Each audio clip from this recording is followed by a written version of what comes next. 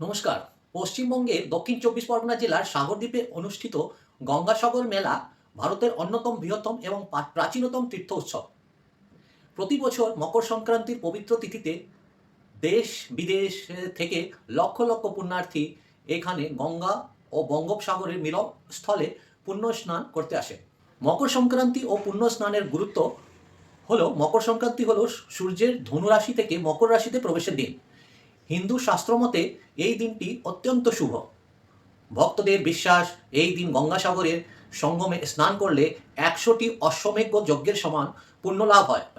পৌরাণিক ও ঐতিহাসিক পটভূমি গঙ্গাসাগরের ইতিহাসের সাথে রাজা সাগর ও তার 60,000 পুত্র এবং মহর্ষি কপিল মুনির যে কাহিনীটি আছে সেটা আসুন এই মধুর গীতে আমরা শুনি।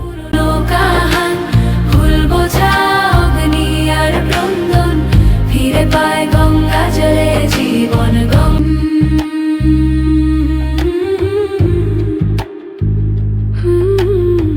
সাগর রাজার যজ্ঞের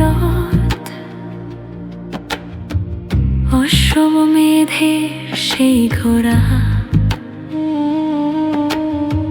হঠাৎ একদিন ঘুম ভেঙে দেখে খালি দোলা ফাঁকা মাঝ বেলা। ইন্দ্র লুকিয়ে নিল সেই অশ্ব, দোষ গেল অন্য আশ্রমে।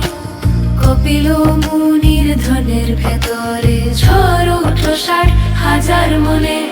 মুনির শান্ত আশ্রমে বাঁধা সেই অশ্ব দাঁড়িয়ে, রাগে অন্ধ সাগর পুত্রেরা অপবাদ দিল চেনা দেখে। জ্ঞান ভাঙা সেই ঘণ্টুকুতে খুলে গেল তেজের আগুন। ভস্ম হলো সব 60,000 প্রাণ, নিস্তব্ধ হলো সাগরের পুণ্য। গঙ্গা সাগর পুণ্য স্নান, তরঙ্গ বলে পুরনো কাহান। ফুল বোঝা অগ্নি আর ক্রন্দন, ফিরে পায় গগ ভাসিয়ে জীবন। দূরে দাঁড়িয়ে ভগীরথ তখন শুনল সেই নীরব হাহাকার। প্রার্থনায় ভেজা দু চোখ তুলে চাইল পথ স্বর্গ থেকে ধার। গঙ্গা নেমে এলো ধীরে ধীরে শীতল জলের স্পর্শে। কপিল আশ্রমের কাছে এসে মুক্তি দিল পিতা পুরুষ দেশকে।